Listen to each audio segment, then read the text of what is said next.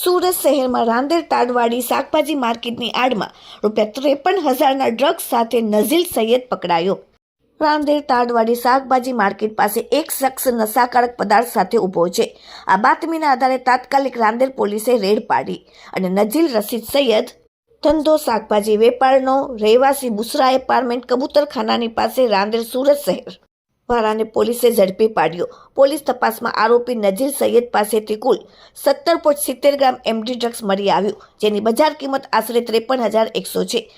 આ ઉપરાંત પોલીસે તેની પાસેથી રોકડા ₹4,880, કાળા કલરનું હીરો હોન્ડા કંપનીનું સ્પ્લેન્ડર મોટરસાઇકલ ₹30,000નું, બેંક ઓફ બરોડાનું ડેબિટ કાર્ડ, ગ્રે કલરનું પર્સ, કાળા કલરનું રેડમી કંપનીનું મોબાઈલ ફોન ₹8,000 મળીને કુલ કિંમત ₹95,980નો મુદ્દામાલ પોલીસે જપ્ત કર્યો અને પોલીસ નજરથી બચવા આરોપી હંમેશા શાક માર્કેટમાં ડ્રગ્સનું વેચાણ કરતો હતો।